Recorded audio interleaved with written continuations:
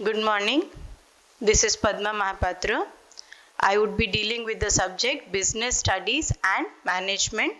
It is purely an theory subject. So let me start. As the name indicates, Business Studies and Management.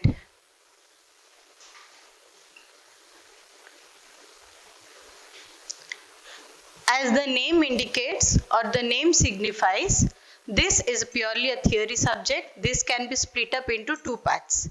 The first part is business and the second part is management. So this is purely a study about, what is business and what is management. So let us come again. This syllabus, and in a short form, this is popularly known as B.S.M. A subject is popularly known as B.S.M. It indicates Business Studies and Management. This is a study about what is business and what is management.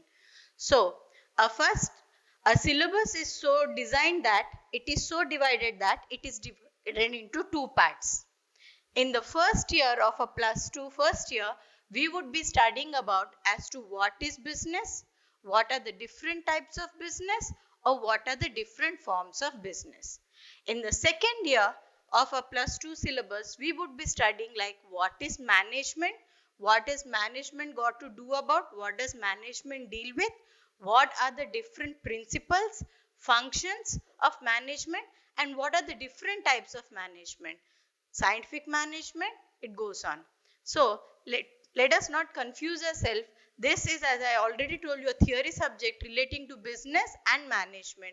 It is divided or segregated into two parts. So first year we are totally going to concentrate on what is business, what are the different types or forms of business. And in second year we are going to concentrate on, our syllabus is so designed that it focuses only on management. So before I could start, let me tell you what is business. To know what is business, we need to know how many types of activities are there. Activity means any type of work. Activity indicates any type of work. Activity can be purely classified into two. It can be segregated into two parts. One, economic activity.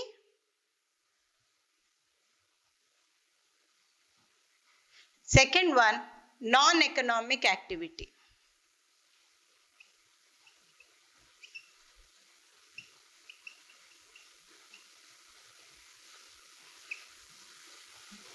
And non-economic activity. Any activity that is carried out or any activity that is rendered with an intention of making profit or with an intention of earning money is called as economic activity. Next, moving on to non-economic activities. Any services that are rendered with personal interest without any intention of making money or without any intention of making profit or fetching a profit are called as purely non-economic activities. For example, a religious activity or purely a social service that is rendered for a good cause comes under a non-economic activity. So, to better understand what is business, as we all know, profession is carried out for earning fees. A doctor renders his services for a fees. Similarly, a lawyer also provides his services for a fees. That's a profession, right? Then moving on to employment. An employee carries out the work with an intention of earning salary. In a similar way, business comes under economic activity. It is purely an economic activity. So an activity that is carried out with an intention of earning profit is called business. So what do we understand from this? Business means activities. Activity means human work. Can be broadly classified or segregated into two parts. Economic, non-economic. Anything, any activity involving money purely comes under economic activity. It could be profession, it could be employment, it could be business. Profession is carried out for earning fees. Employment is carried out for earning salary. Similarly, business is carried out for earning profit. Moving on to non-economic activity, these activities are carried out without any intention of making any profit or money. They are purely personal in nature. They are carried out of love and concern. It could be a mother caring for her children, cooking food, or it could be a social activity that do not involve any profit or any money activity come under non-economic activities. So, in the first year, a syllabus is so designed that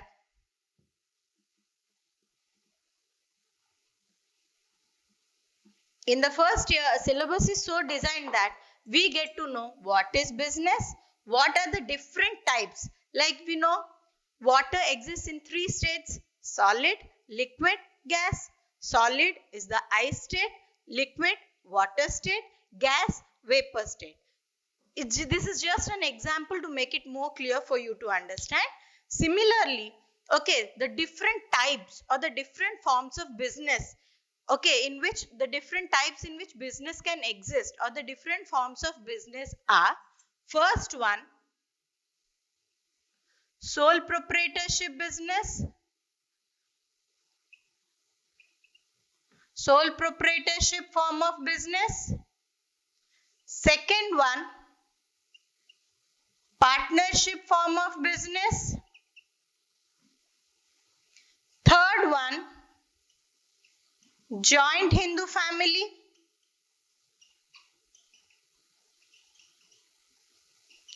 Fourth one, company. And the fifth one is corporate society or corporate societies, you can say whatever. So these are the different types or the different forms of business. Our first year portion solely concentrates on as to what is business and what are the different types in which we can carry out a business, or what are the different forms in which we can run a business. First one, as the name indicates, sole. Sole means one. Sole means single. So sole proprietorship business is also called as a one-man show. A one-man show or a one-man business where a single person entirely owns, controls, runs, manages and executes the business. Second one, more than one. More than one persons involved in a business comes under the partnership form of business. Next, a joint Hindu family. As the name itself indicates, joint Hindu family. What does this indicate? People living in joint families belonging to which religion?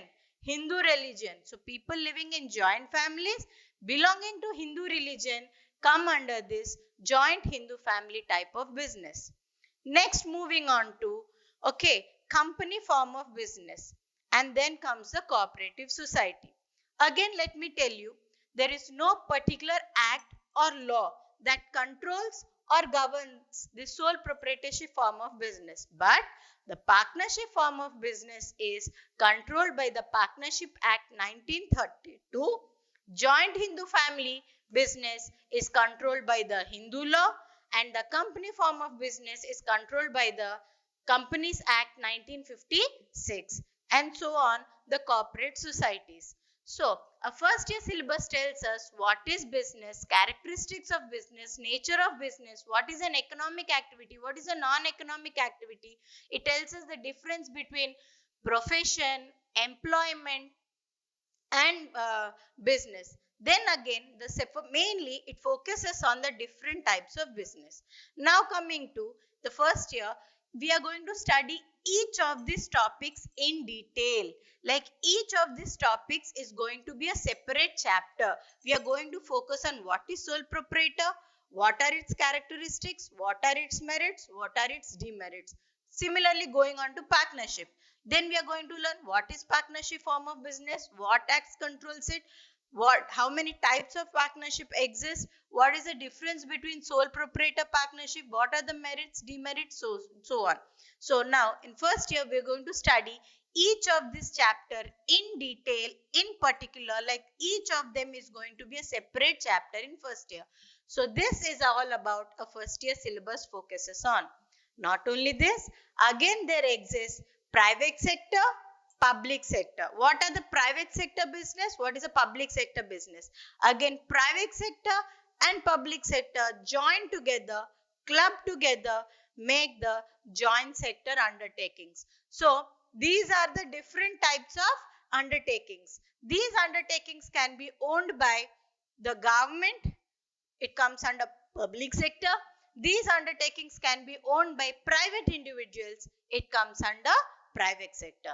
If there is a combination of private and joint sector in some ratio proportion, then it is called as a joint sector undertaking. So let us see now.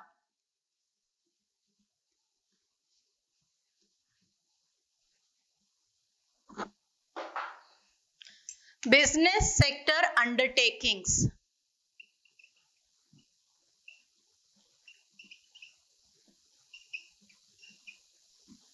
Business sector undertakings. As I told you, private sector,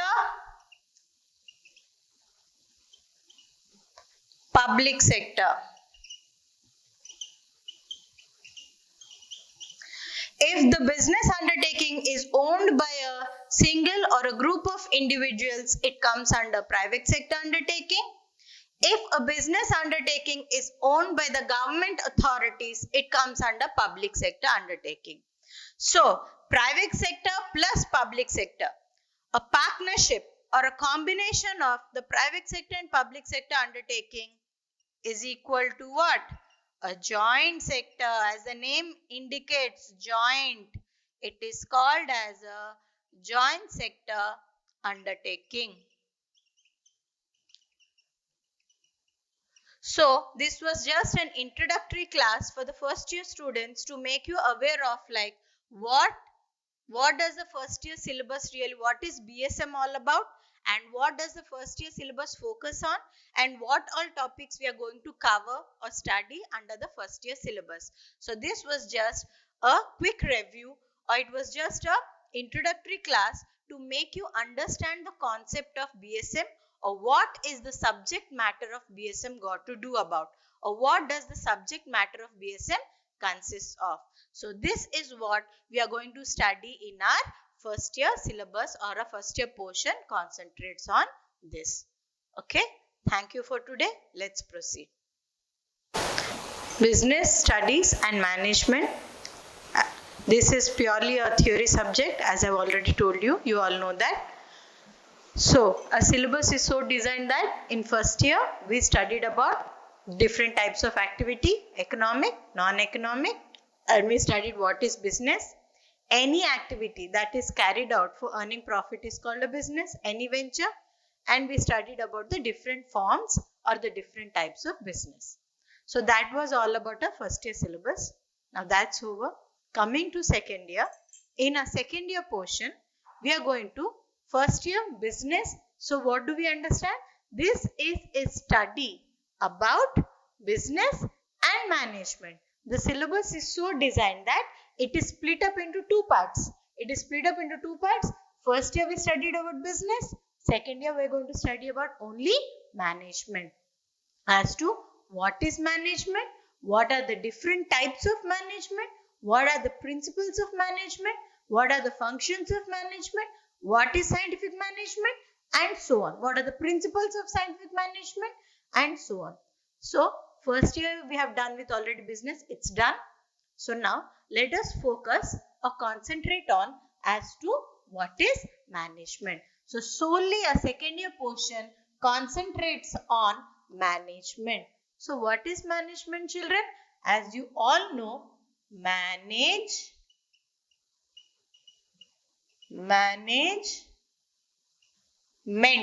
This word can be split up into three parts. What does management deal with? What does management convey? Management means to manage who? Men. Men through tactics. T stands for tactics. So management means managing men with tactic. Tactic is the skill or the art, as you all know. And let me specify, let me tell you, many of you have a wrong notion that men refers to only man. No, men generally refers to it doesn't refer to any particular gender. It does not refer to only man or woman, only boy or girl. See, men generally refers to man or woman, boy or girl. Man, woman, boy or girl together, all people together are generally known as men. It is generally referred to as men. Like, because many of you from a state syllabus, you just tend to think that men means only man or it refers to only male gender. No, nothing of that sort. Men means both man, woman, boy or girl, or any gender in general, all people together are called as men. So management means managing men, and what? With the right tactics or the right skill. Tactics means what? Skill. So let me tell you, management means managing men, or it is the art of getting things done through others. What is management? Management, it is the art. Let us stress here on the word art. It is the art of getting things done through others. It is the art of getting things done through others. So what is this? As I told you, stress on art. What is art? Art is an inbuilt quality. It is an inbuilt talent. So management is not just getting things done. It is the art of getting things done. So art has to be stressed here or emphasized here, focused. It is the art of getting things done through others. Art is what? Art is a tactic. Art is a skill. Art is a tactic or the skill. You know how to deal with people. So, management is the art of getting things done through others, or we can also say that management is knowing exactly what we want to do and doing it in the cheap and the best way. Management, again I repeat, management is knowing exactly what we want to do and knowing the best and the cheapest way of doing things is nothing but management. So, before I could proceed, let me tell you about some of the basics or fundamentals of management. Management consists of 5 M's. Management consists of what? It consists of 5 M's. M. What are these M? M for most important thing. M for man, or you can say men. Second M. Second M for money, the most important resource without which we cannot do anything. Okay, it is the lifeblood of business. Without money, trade, business, nothing exists. So it is the lifeblood of business. Money is popularly called as the lifeblood of business. Men, money, then what we need? Material. Men, money, material. Fourth M stands for machine. Fourth M stands for machine. Fifth M for method. It's not only important. See, man, we need men, and the most important thing, the liquid money, the lifeblood of business. Money, only when you have man and money you can buy material. You have material but no machinery. Kya fayda? Kuch nahi. So we need machine. And above all, the last M, the most important one is method. We need to know what is the right method of doing things. So what are the popular 5 M's of management? M for men, M for money, M for material, M for machine, M for method, are the 5 M's of management. As I have split up the word, management means to manage men with the right tactics, or tactics means what? The skill or the art of managing people. Tactics means the art of managing people or the skill of knowing how to manage or how to tackle. Tackle means how to handle men, how to tackle with people, how to handle men. So men, again let me tell you, man is an important resource. What is a resource? Odia में बोलते हैं ना संबड़ो, right? Man is an important factor of production. He is an important resource. What are the factors of production, children? Men, material, labor, land, machine. These are all factors of production. As B.S.M students, you must be knowing in first year. What are the factors of production? Land, labor, capital, men, machine are all factors of production. Among all these factors of production, man plays a vital role. He plays an important role. He is a very important factor of production. That is man. Men, right? So man, it is not easy to handle men. So the method or the skill or the tactics, or tactic is a trick, or the skill or the talent of dealing with people, handling people is called tactics. So management can be split up into three words: to manage men in a right tactic, through right tactics, right? So this is all about management. Let me repeat once again. Management means managing men, or it is the art of getting things done through others, or knowing exactly the best way of doing things. Okay, the best way of doing or knowing exactly what we want to do, and the best and the cheapest way of doing things is nothing but management. Let me tell you before I proceed. Okay, man is a social being because he cannot live alone. He cannot survive all by himself because he is dependent on somebody or the other for food, for a very living, for a existence. We are dependent on our parents. Our parents, rather, they are dependent on their employment or business, whatever, to feed us. Okay, so this is a vicious circle. So man cannot fulfill, as you all know, human wants are unlimited. As soon as one want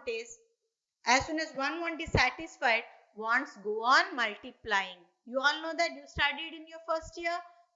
Wants can be classified into what? Necessity, comforts and luxuries. So human wants are unlimited. So man cannot survive all on his own. He need to depend on somebody or the other. So he need to join. He need to join with a group, associate himself with a group. So a man is a basic unit of society. So who is man? Man is a basic unit of society. So what is society? You, me, we all together make a society. We all constitute together a society. So each individual, I, you, each human being, each individual, that is man, is the basic unit of society. For everything is dependent on somebody or the other. So to fulfill his wants, he cannot live all by his own. He cannot survive all alone. So he has to associate with a social group. So let me tell you, wherever there are a group of people, or wherever there is a group of activity, management exists knowingly or unknowingly. Knowingly or unknowingly, management exists in every group activity. So let me tell you, knowingly or unknowingly means what? जाने की हो, no जाने की हो. Because you are a commerce student, you are studying management, you know what is management. So you are clear of it. But for a layman, for a normal man, for an ordinary man who is not aware of management, he also applies his management skills in everyday activity. Wherever there is a group activity, management do exist, knowingly or unknowingly. Management is present in all spheres of life. It is present in all group-based activity, knowingly or unknowingly.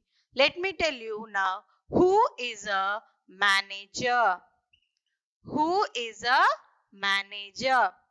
A manager need not necessarily be a executive personnel or somebody who executes. Anybody, any person for that matter, anyone who manages is called a manager. A person who manages is called a manager. A manager is a person who manages. A person who manages is called a manager. What does a manager do? He manages. So let me tell you, in all group based activities, as I told you, management does exist in all group based activities.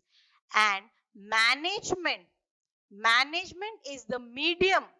It is the medium through which we achieve our predetermined goals. So what is a medium, children? What is a medium? Let me highlight. Management is the medium. So what is a medium? What's a medium? I'm speaking in English. English is a language. No doubt about it. Undoubtedly, it's a language. But I am communicating to you through the medium of English. I am explaining the subject matter of management. I am helping you to conceive the subject matter of management with the help of English. That is through the medium of English.